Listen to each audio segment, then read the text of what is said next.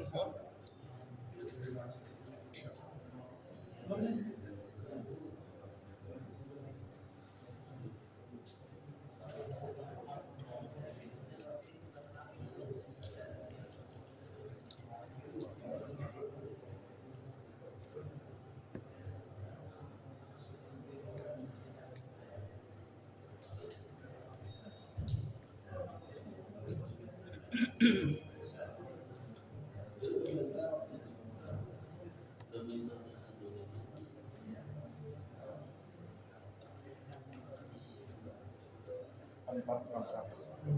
4 6 1.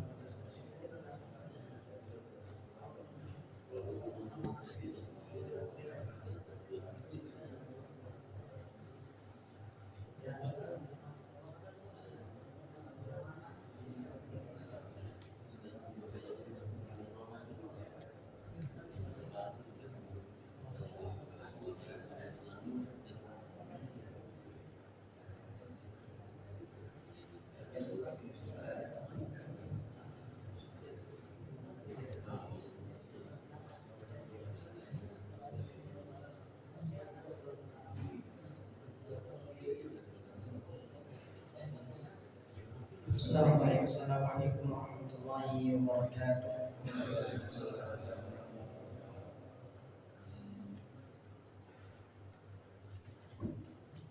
Innal hamdalillah nahmaduhu wa nasta'inuhu wa nastaghfiruh wa na'udzu billahi ta'ala min shururi anfusina wa min sayyiati a'malina may yahdihillahu fala mudilla lahu wa may yudlil fala hadiya lahu.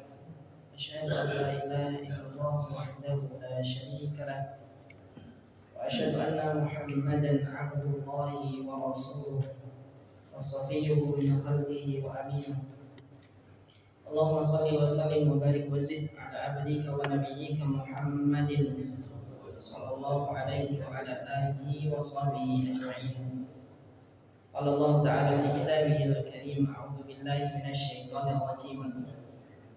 Ya ayyuhalladzina amanu taqullaha haqqa tuqatih wa la tamutunna illa wa antum muslimun.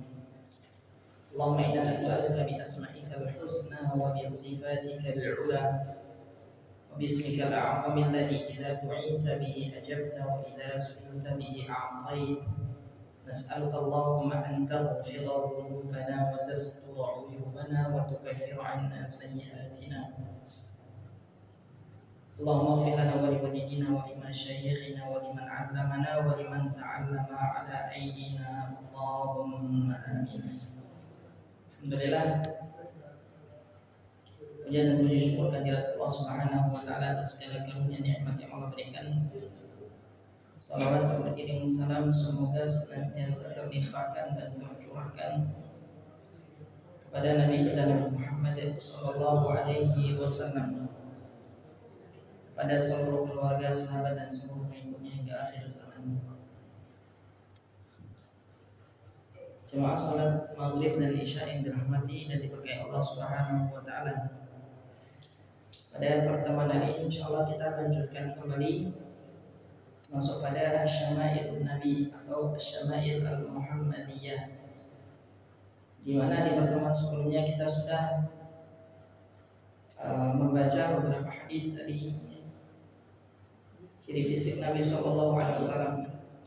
Setelah beberapa pekan yang lalu kita membahas fikih, masuk pada pertemuan berikutnya kita masuk membahas Asy-Syama'il Al-Muhammadiyah, masih pada bab ciri fisik Nabi SAW, masuk pada hadis yang ke-9. Masuk ke hadis yang ke-9. Nah, dikarenakan saya nggak membawa pen, jadi ini agak susah. Oke, kita masuk ke hadis yang ke-9. Hadis yang kita baca yang diriwayatkan oleh Imam At-Tirmidzi, haddatsana Abu Musa Muhammad bin al-Muthanna, haddatsana Muhammad bin Ja'far qala haddatsana Syu'bah an Simak bin Harb qala sami'tu Jabir ibn Samurah yaqul kana Rasulullah sallallahu alaihi wasallam dhali'al fami ashkal al-'ain manhusal 'aqib.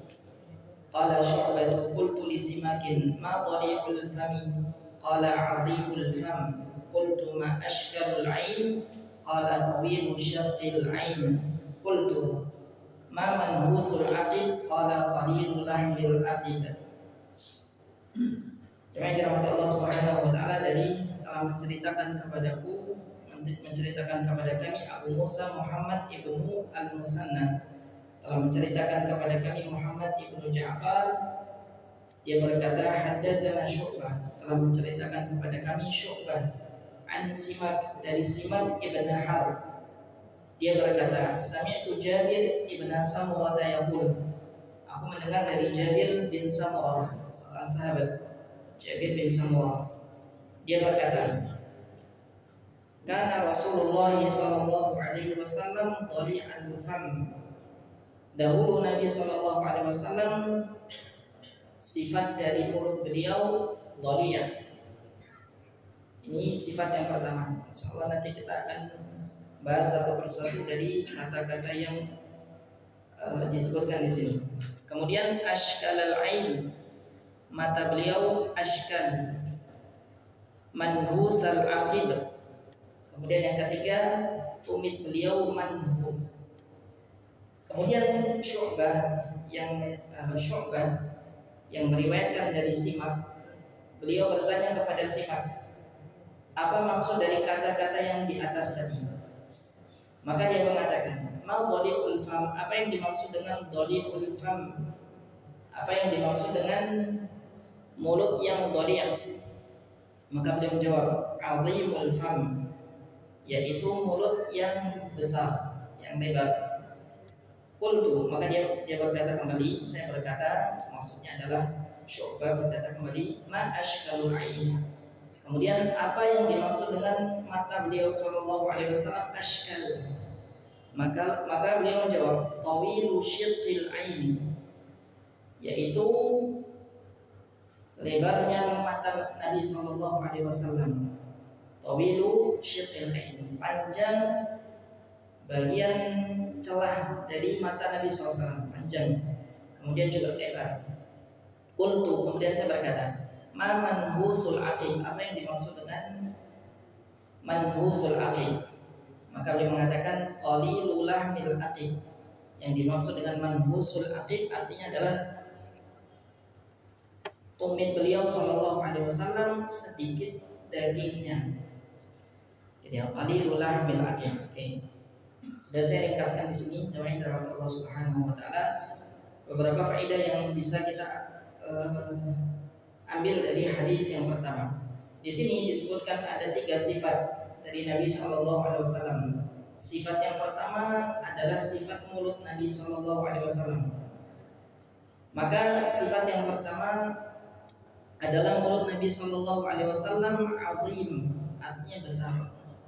Dan besar di sini adalah dikembalikan kepada keindahan fisik Nabi sallallahu alaihi wasallam, bukan sebuah celaan dan bukan sebuah hal yang buruk, tetapi semua itu merupakan keindahan dan sesuatu yang indah dan bagus. Maka kata para ulama terdapat 2 tafsiran. Tafsiran yang pertama secara hakiki atau hakikat, secara hakikatnya memang seperti itu, mulut Nabi sallallahu alaihi wasallam besar, dan itu dikembalikan kepada fisik Nabi yang besar juga. Karena Nabi SAW di dalam hadis-hadis yang sudah kita baca memiliki kepala yang besar, dada yang besar, tulang-tulang persendian yang besar, telapak tangan dan telapak kaki beliau tebal. Maka dari sini mulut beliau sallallahu alaihi wasallam besar itu merupakan suatu keindahan sesuai dengan fisik Nabi sallallahu alaihi wasallam. Dan tentunya kata para ulama, maksud dari besar yang telah dijelaskan pada hadis-hadis itu bukan besar yang berlebihan, bukan besar yang berlebihan sehingga keluar dari batasan normal, tidak, tetapi semua itu proporsional, pas ya. Ini tafsiran yang pertama. Tafsiran yang kedua secara majazi. Secara majazi, apa majazi? Kiasan, secara kiasan, gitu ya. yaitu dari hadis tersebut kata sebagian ulama mengatakan maksudnya adalah kefasihan yang ada pada Nabi Shallallahu Alaihi Wasallam. Kefasihan yang ada pada Nabi Shallallahu Alaihi Wasallam dikiaskan dengan mulut beliau yang besar. Gitu ya. Ini dua tafsiran yang disebutkan oleh para ulama. Sehingga di antara sifat Nabi ketika berbicara itu apa? Di antara hal yang diunggulkan, keistimewaan yang dimiliki oleh Nabi SAW ketika berbicara apa? Jawami'ul kalim. Kalimatnya singkat tetapi padat dengan makna. Padat dengan makna. Contohnya adalah ketika Nabi SAW sebagaimana riwayat Imam Muslim berkata, Ya Aba Umair ma fa'alan Nughayr. Ketika ada seorang anak kecil, kemudian dia yang biasanya bermain dengan burung kecilnya, dia memiliki burung kecil, kemudian suatu hari burungnya meninggal atau mati. Jadi burungnya mati. Maka Nabi SAW kemudian mendekati anak tersebut seraya mengatakan, Ya Aba Umair ma fa'alan Nughayr. Wahai Aba Umair, apa yang sedang dilakukan Nughayr? Maksudnya adalah burungnya sedang mengapain gitu ya. Maka dari situ kata Abul Abbas At-Tabari, dari penggalan hadis tersebut dan interaksi tersebut bisa disimpulkan 60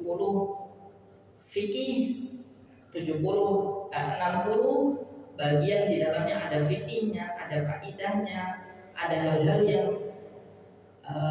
yang atau hikmah-hikmah yang bisa dipetik dari perkataan Nabi SAW. Artinya perkataan Nabi yang singkat tetapi bisa disimpulkan oleh para ulama sampai 60. Di dalamnya mencakup fikih, faidah, hikmah dan seterusnya. Itu menunjukkan bahwasanya Nabi SAW diberikan oleh Allah Subhanahu wa taala jawami'ul kalim. Kalimat yang singkat tetapi maknanya padat, maknanya sangat dalam. Ini yang pertama, sifat yang pertama. Sifat yang kedua jamaah rahmat Allah Subhanahu wa taala ashkalal ain. Ashkalal ain tadi disebutkan celah dari mata beliau itu memanjang juga lebar. Selain memanjang juga lebar. Dan ini menunjukkan bahwasanya keindahan pada mata beliau sallallahu alaihi wasallam. Kata para ulama, yataghazzalu bihi syu'ara. Mata yang seperti itu biasanya dijadikan oleh para penyair sebagai bahan gombalan. Sebagai apa? Bahan apa? Gombalan. Ya, karena keindahan hal tersebut, objek tersebut, maka biasa dijadikan sebagai kalimat-kalimat untuk menggombal. Ya tawazzalu bihi syu'ara. Ini yang perlu diperhatikan. Dan tidak hanya sifat tersebut, dan sudah kita baca pada pertemuan yang lalu bahwa Nabi Shallallahu Alaihi Wasallam memiliki sawadu bu'il ain, yaitu bola mata beliau yang hitam itu hitamnya pekat. Wasyiddatul bid, begitu juga putihnya putih yang pekat. Jadi putihnya bagus. Ini menunjukkan keindahan. Begitu pula asfarul ainain, beliau memiliki bulu mata yang lentik, yang panjang. Kemudian az-zajul hawajib, begitu juga beliau memiliki alis yang agak melengkung, kemudian tidak menempel satu sama lain, yang bagus. Ini menunjukkan bahwasanya bagian mata beliau sallallahu alaihi wasallam sempurna. Sifat yang ketiga manhusul aqib. Tumit beliau itu manhus. Manhus artinya di sini disebutkan qalilul lahmil aqib, yaitu daging dari bagian tumit beliau itu tidak banyak. Falam yakun mausufan bisaman fil jism. Tidak disifati dengan gemuk Nabi SAW. Dari penjelasan riwayat tersebut disimpulkan bahwasanya Nabi itu SAW itu tidak gemuk yang berlebihan. sehingga menunjukkan di bawah betis beliau itu tidak besar, gitu ya. Karena orang yang biasanya gemuk, bagian tumitnya itu juga membesar. Maka di sini disebutkan manhusul akib, bagian tumitnya itu tidak besar, tidak tidak menggemuk, tidak besar menggemuk, maksudnya seperti itu, gitu ya. Walaysa fihi man intifakhun kama qad yufhamu min al-wasfi ad-dhahamah allati waradat fi ahadits mutaqaddimah. Hadis-hadis sebelumnya disebutkan Nabi besar, Nabi fisiknya besar, itu kadang difahami salah, difahaminya berarti Nabi itu gemuk sekali. Nah, maka dibantah dengan hadis ini. Nabi itu tidak gemuk yang berlebihan sehingga tumit beliau itu tidak besar sekali. Ini yang perlu diperhatikan dari sifat yang ketiga. Nah, ini berarti dari sini disimpulkan ada beberapa faedah yang bisa kita ambil. Satu, dari hadis ini disimpulkan Nabi SAW memiliki mulut yang indah.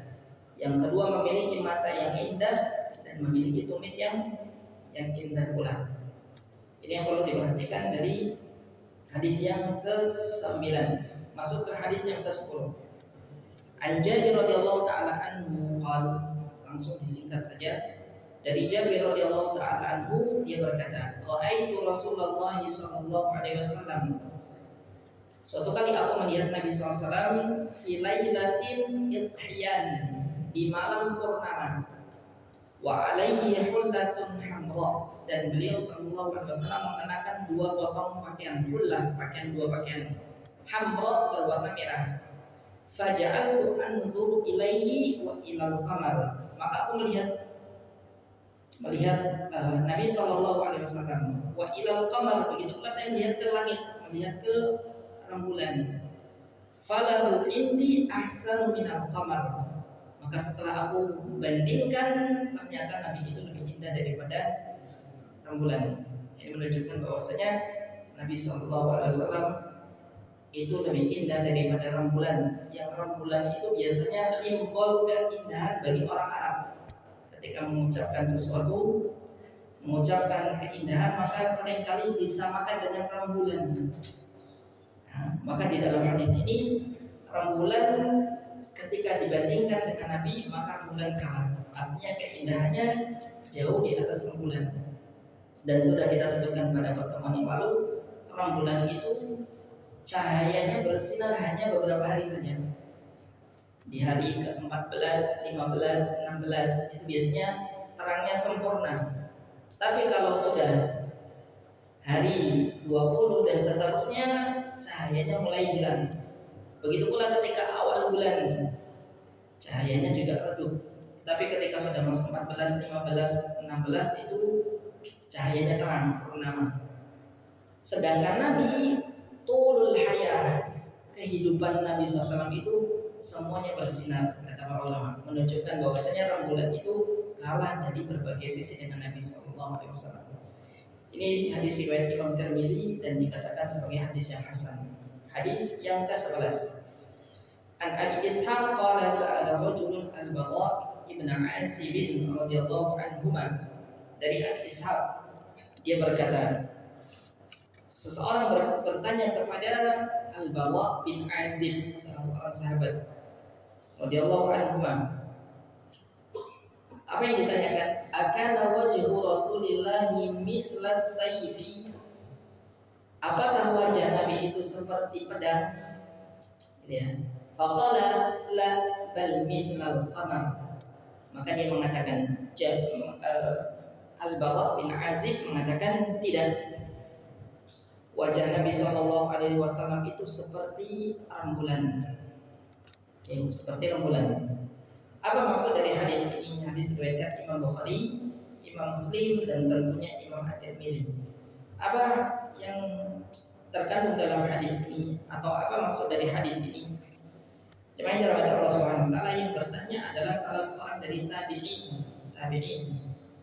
tabi'in yang tidak melihat langsung Nabi, karena kan syaratnya dianggap sebagai sahabat itu ketika bertemu Nabi, melihat Nabi SAW. Tabi'in ini tidak melihat Nabi, artinya ketika Nabi wafat dia baru lahir. setelah Nabi wafat dia baru lahir, maka disebut dengan tabi'in. Atau yang seseorang yang tidak hidup sezaman dengan Nabi tetapi tidak bertemu dengan Nabi juga dikatakan sebagai tabi'in. Maka salah seorang tabi'in berkata kepada Al-Bara bin Azib untuk bertanya bagaimana ciri fisik Nabi. Apakah Nabi itu wajahnya seperti pedang atau tidak, gitu ya. Maka di sini Al-Hafidz Ibnu Hajar di dalam kitab Fathul Bari beliau mengatakan hadis ini yang ditanyakan oleh seorang tabi'in kepada Al-Bara bin Azib ini mencakup dua makna.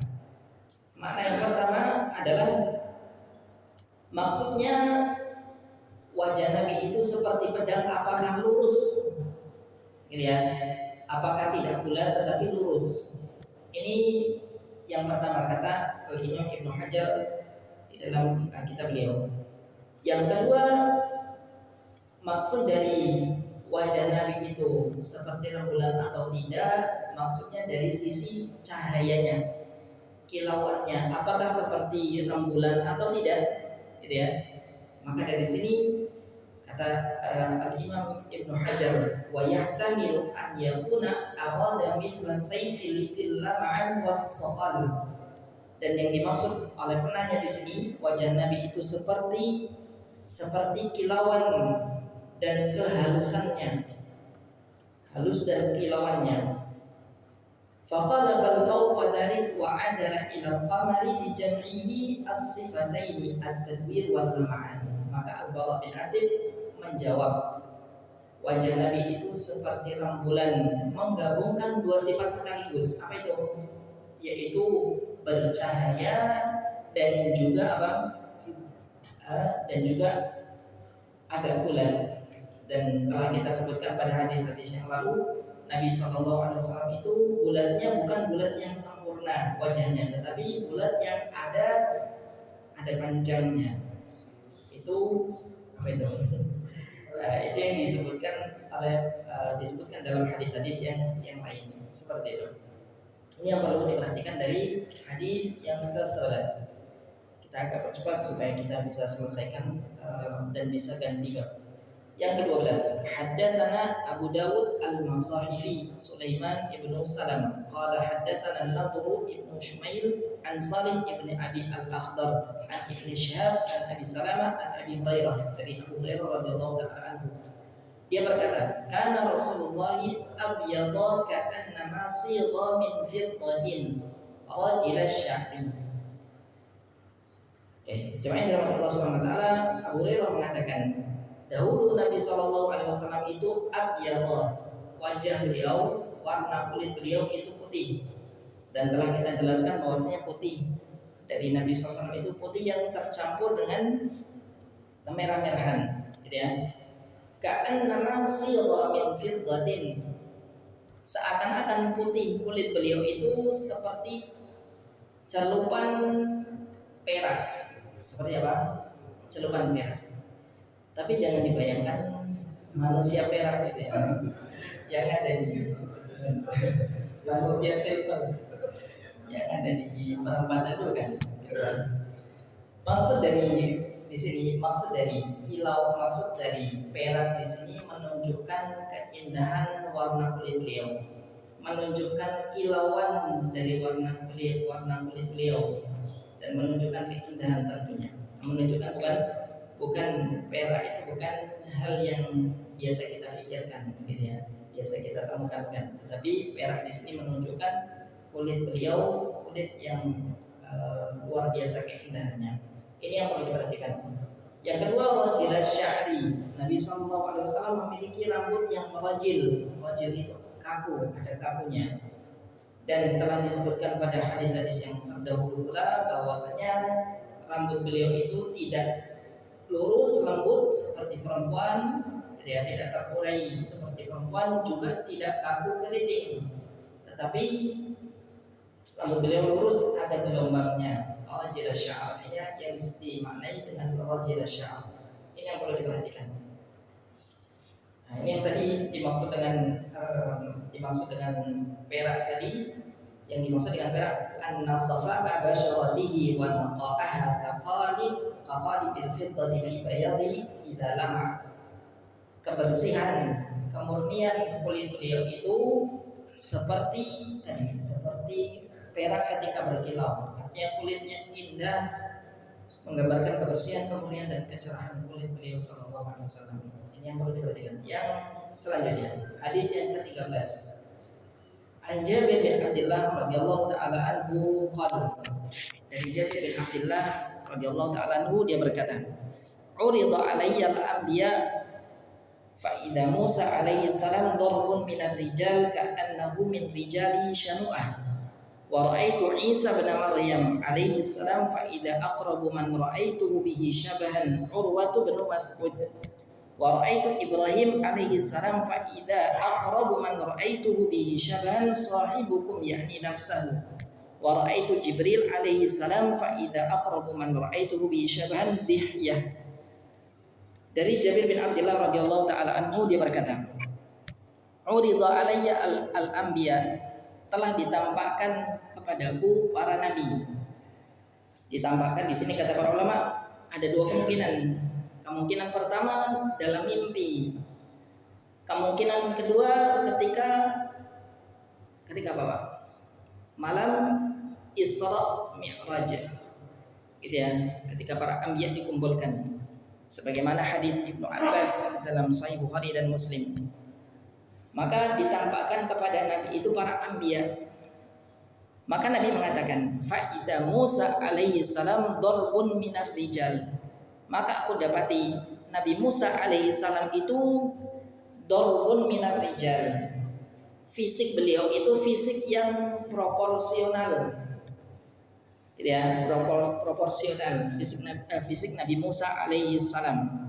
Ka'annahu min rijali shanu'ah.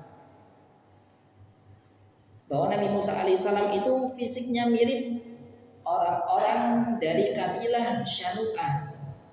Kabilah Shanu'ah adalah kabilah dari minal Yaman, dari Yaman, kabilah di Yaman. Kanat ajsamuhum ma'rufatan bil quwwah. Kabilah Shanu'ah ini terkenal dengan badan yang kuat. Terkenal badannya kuat. Wal i'tidal dan proporsional, pertengahan. Wa husnul qamah dan tegap.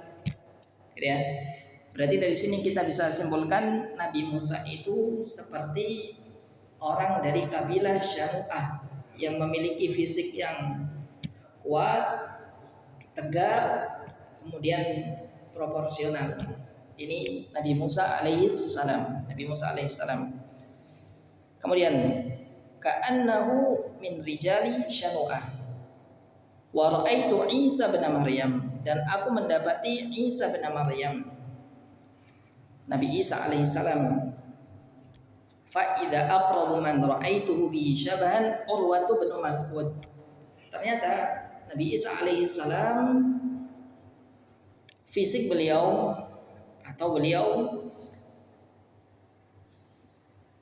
seseorang yang lebih mirip, yang aku lihat yang lebih mirip kepada Nabi Isa alaihissalam dari sahabatku itu adalah Urwah bin Mas'ud. Siapa? Urwah bin Mas'ud. Urwah bin Mas'ud di antara sahabat Nabi sallallahu alaihi wasallam. Sahabat Nabi sallallahu alaihi wasallam bernama siapa tadi? Urwah bin Mas'ud. Siapa Urwah bin Mas'ud? Urwah bin Mas'ud adalah Urwatu ibnu Mas'ud al-Thaqafi. Namanya adalah Urwah bin Mas'ud al-Thaqafi. Di antara sahabat Nabi yang mulia. Mimman aslama muakharan, di antara sahabat yang masuk Islamnya belakangan, yaitu ketika setelah Fathu Makkah. Wa kana ahadal wufudil alladzina qadimu ala Nabi sallallahu alaihi wasallam lailata sulhil Hudaybiyah. Dan Urwah bin Mas'ud ini adalah di antara salah seorang yang diutus untuk menemui Nabi sallallahu alaihi wasallam ketika perjanjian Hudaybiyah. Ketika apa? Perjanjian Hudaybiyah. wa huwa ahadu man fawadhan nabi, dan dia di antara orang yang langsung bernegosiasi dengan Nabi ketika perjanjian Hudaybiyah sebelum dia masuk Islam tentunya. Wa qad istabsyara bi qudumihi khairan, dan Urwah bin Mas'ud ini ketika datang Nabi merasa senang. Kenapa merasa senang? Karena akan ada kebaikan di situ. Faqad kana ahadul uqala al-mawsufina fil jahiliyah bi rajahatil aqli wa husnil mantiq. Karena Urwah bin Mas'ud ini terkenal ketika masa jahiliyah, dia adalah orang yang rajahatul aql, cerdas, wa husnil mantiq, dan logikanya kuat, sehingga Nabi SAW berharap bahwasanya ada kebaikan yang akan diberikan dan akan muncul ketika perjanjian Hudaybiyah tersebut. Wa yuqalu ahadur rajulaini fi maqulati Quraisyin allati hakaha al-Qur'an. Bahkan nama Urwah bin Mas'ud ini masuk dalam Al-Qur'an. Masuk dalam mana? Dalam Al-Qur'an. Al-Qur'an menyebutkan nama Urwah bin Mas'ud bukan secara jelas. Bukan secara jelas disebutkan namanya, tetapi secara tafsiran para ulama. Ketika orang Quraisy itu mencela Nabi dan mencoba membantah Nabi, maka orang Quraisy mengatakan, mengapa Al-Quran itu tidak diturunkan kepada salah satu dari dua orang tokoh besar, gitu ya, tokoh besar dari dua wilayah yang agung, wilayah yang mulia, yaitu Taif dan Makkah. Maksud dari salah satu dari dua orang tersebut adalah Urwah bin Mas'ud. Kenapa Al-Quran tidak diturunkan kepada Urwah bin Mas'ud? Maksudnya seperti itu. Karena Urwah bin Mas'ud terkenal sebagai tokoh yang besar, dan dia dari Bani Thaqif. Thaqif itu berada di Taif. Berada di mana? Berada di Taif. Jemaah yang dirahmati Allah Subhanahu wa taala, kisah Islamnya luar biasa menarik. Jarang kita temukan. Semoga menjadi inspirasi. Urwah bin Mas'ud ini suatu kali dia diutus oleh orang Quraisy untuk menjadi negosiator tadi, untuk bernegosiasi dengan Nabi SAW pada perjanjian Hudaybiyah. Ketika pulang dari perjanjian Hudaybiyah, apa yang dikatakan Urwah bin Mas'ud? Dia mengatakan, ya ma'syara Quraisy, wahai orang Quraisy, qad ji'tu Kisra fi mulkihi, aku telah datang ke kerajaan kaisar di Persia. Begitu pula aku datang ke Romawi, begitu juga aku datang ke kerajaan Najasyi. Wallahi ma ra'aitu malikan fi qaumi qad mithla Muhammadin fi ashabi. Wallahi, tidak pernah aku mendapati orang seperti Muhammad di sisi kaumnya, kecintaan dan pengagungan mereka terhadap Nabi Muhammad SAW. Gitu ya. Kemudian Urwah bin Mas'ud mengatakan kepada orang-orang Quraisy setelah pulang dari perjanjian Hudaybiyah, beliau mengatakan, "Farau ra'yakum, pikirkan kembali pendapat kalian. Di dalam hadis yang lain riwayat Bukhari dikatakan, "Fallahi ma tanakhama Rasulullah sallallahu alaihi wasallam nukhamatan." Tidaklah Nabi itu mengeluarkan dahak illa waqa'at fi kaffi rajulin minhum. Sebelum jatuh ke tanah, pasti dahak tersebut sudah nempel di mana? Tangannya para sahabat. Riwayat Imam Bukhari, hadis sahih. Kemudian fadalaka biha wajhahu wa jildahu. Kemudian para sahabat itu menjadikan dahak Nabi sallallahu alaihi wasallam, mengambil keberkahan dari dahak Nabi sallallahu alaihi wasallam, kemudian diusapkan ke kulit para sahabat. Gitu ya, wajhahu wa jildahu, ke wajah dan kulit beliau sallallahu alaihi wasallam. Wa idza amarahum ibtadaru amrahum, kalau mereka itu disuruh langsung menyambut seruan Nabi SAW. Wa idza tawaddaa kadu yaqtatiluna ala wudu'ihi, Kalau Nabi itu berwudu, para sahabat itu hampir mereka itu berantem untuk berebut bekas wudu Nabi SAW. Wa idza takallama khafadu aswatahum indahu. Kalau Nabi itu berbicara, mereka merendahkan suara mereka di hadapan Nabi SAW. Wa ma yuhidduna ilaihi nadharu ta'ziman. Mereka tidak berani melihat Nabi secara langsung selama melihat dengan tempo yang lama karena pengagungan mereka terhadap Nabi SAW. Ini menunjukkan penuturan dari Urwah bin Mas'ud ketika bertemu dengan Nabi SAW. Kemudian Urwah bin Mas'ud setelah pulang menuturkan hal tersebut.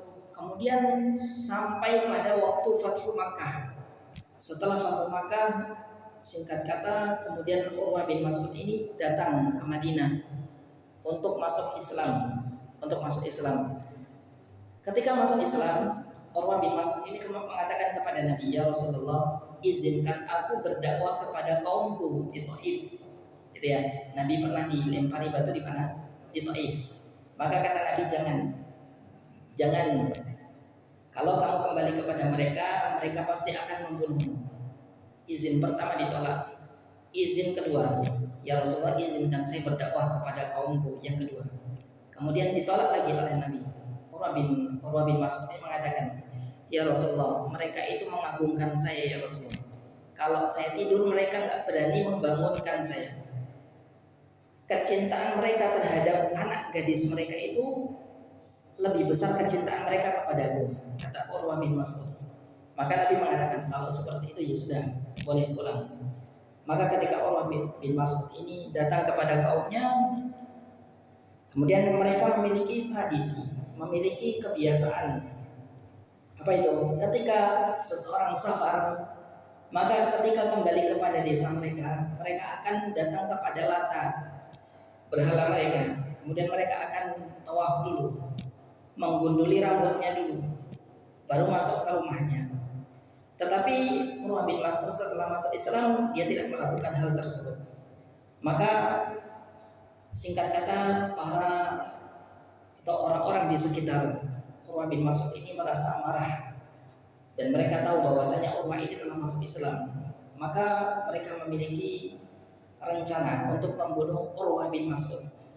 Benar, di pagi harinya, di hari keesokan harinya, Urwah bin Mas'ud ini ketika mengumandangkan adzan dan melaksanakan sholat subuh, maka ada anak panah yang mengenai pelipisnya. Kemudian darahnya mengucur, kemudian wafatlah Urwah. Sebelum wafat, Urwah bin Mas'ud ini berpesan, karena dia diagungkan oleh kaumnya, khususnya sukunya, maka Urwah bin Mas'ud mengatakan kepada orang-orang yang dikumpulkan, keluarga dan orang-orang pemuka di kaumnya, dia mengatakan, "La taqtatilu fiyya." Jangan kalian berperang gara-gara aku setelah ini. Fa inni qad tasaddaqtu bidami ala sahibi. Sesungguhnya aku telah menyedekahkan darahku ini untuk orang yang memanahku. Liyusliha bidzalika bainakum, supaya kalian saling berdamai, tidak perlu berperang. Fa ya karamatullahi akramani Allahu biha. Ini adalah merupakan keutamaan yang Allah berikan kepadaku, yaitu apa? Asy-syahadah, yaitu mati syahid. Saqahallahu ilayya asyhadu anna Muhammadar Rasulullah. Kemudian khabarani ankum hadza annakum taqtulunani idfinuni ma'asyuhada'il ladzina qutilu ma'a Rasulillahi SAW. Dan seterusnya Urwah bin Mas'ud mengatakan, kuburkan saya bersama dengan para sahabat Nabi SAW. Maka Urwah bin Mas'ud radhiyallahu taala anhu ini didoakan oleh Nabi SAW. Apa doa Nabi SAW? Atau diumpamakan mathalu Urwah mithlu sahibi Yasin da'a qaumahu ilallahi faqatalu. Urwah ini seperti seseorang yang ada pada surat Yasin. Ada di dalam surat Yasin, waja'a rajulun min aqsal madinati yas'a Terus ada beberapa ayat yang intinya adalah seorang laki-laki yang berdakwah ke kaumnya kemudian dibunuh. Begitu pula Urwah bin Mas'ud ini berdakwah kepada kaumnya, kemudian Urwah ini dibunuh, gitu ya. Urwah ini dibunuh. Maka dimisalkan seperti sahibu Yasin, seperti seseorang yang ada di dalam surat Yasin. Benar, setelah itu pada tahun ke-9 Hijriah, maka ketika Amul Wufud, hari delegasi, yaitu para orang-orang yang diutus dari kaumnya datang kepada Nabi SAW, diantaranya adalah suku-suku dari Taif ini yang kemudian mereka masuk Islam. Maka kata para ulama mengatakan satu wafat tetapi melahirkan begitu banyak orang-orang yang masuk Islam. Di antaranya adalah Urwah bin Mas'ud ini, wafatnya menumbuhkan banyak orang yang masuk ke dalam Islam, gitu ya. Radhiyallahu taala anhu wa arda. Ini berkaitan dengan Urwah bin Mas'ud radhiyallahu taala anhu. Kemudian Imam At-Tirmidzi menjelaskan berikutnya, wa ra'aitu Ibrahim alaihi salam, dan aku melihat Ibrahim, fa idza aqrabu man ra'aitu bihi syabahan sahibukum, yakni nafsahu. Kemudian beliau mengatakan, dan aku melihat, Nabi SAW mengatakan, dan aku melihat Nabi Ibrahim itu kemiripannya seperti sahibukum, seperti sahabat kalian. Siapa sahabat kalian? Sahabatnya Nabi. Maksudnya adalah Nabi itu sendiri. Maksudnya Nabi SAW itu mirip dengan Nabi Ibrahim alaihissalam. Gitu ya, Nabi Ibrahim alaihissalam mirip seperti Nabi. Dan perkataan ini, sebab hadis ini dimasukkan ke dalam Syama'ilun Nabi. Sebab dimasukkannya ke dalam Asy-Syama'il Al-Muhammadiyah berdasarkan kalimat di sini, yaitu karena kalau kita ingin mengetahui siapa Nabi SAW, bagaimana ciri fisiknya, maka disebutkan ciri fisik Nabi itu seperti Nabi Ibrahim alaihissalam. Maka hadis ini dimasukkan ke dalam kitab beliau Asy-Syama'il Al-Muhammadiyah. Selain Nabi Ibrahim, yang mirip dengan Nabi SAW adalah siapa? Al-Hasan dan Al-Husain.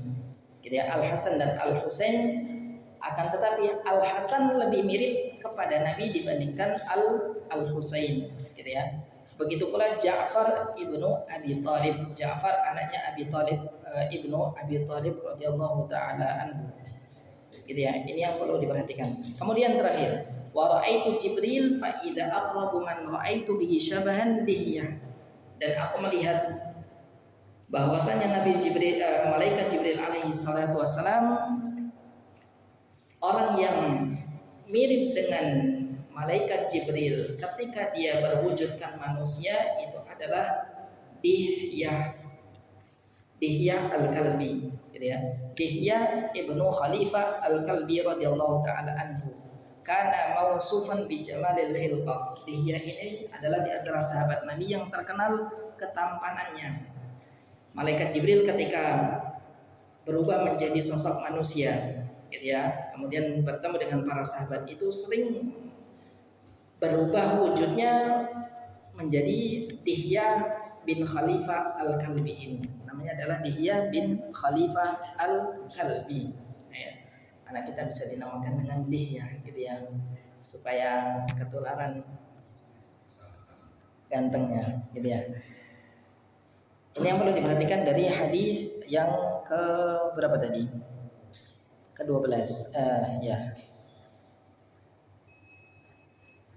Masih ada 2 hadis lagi, kemudian ditutup 2 hadis ini penutup dari bab ciri fisik Nabi sallallahu alaihi wasallam. Kemudian setelah itu masuk pada bab terkait dengan stempel kenabian, yaitu hadis-hadis yang berbicara tentang terkait dengan stempel kenabian. Nabi SAW memiliki tanda kenabian pada fisik Nabi, pada diri Nabi SAW.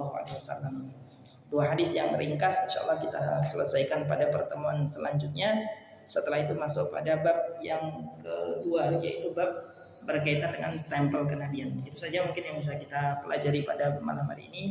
Semoga apa yang kita pelajari menjadi tangga awal untuk mengetahui Nabi kita Shallallahu Alaihi Wasallam. Dengan tangga awal tersebut kita bisa sampai pada kecintaan kepada Nabi kita Shallallahu Alaihi Wasallam.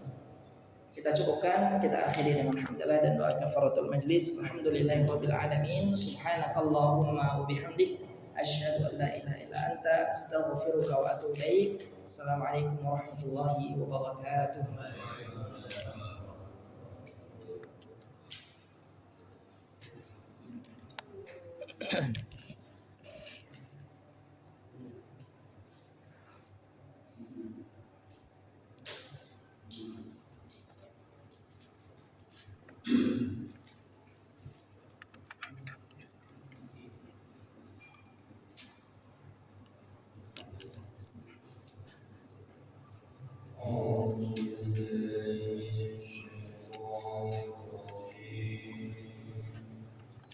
Bismillah.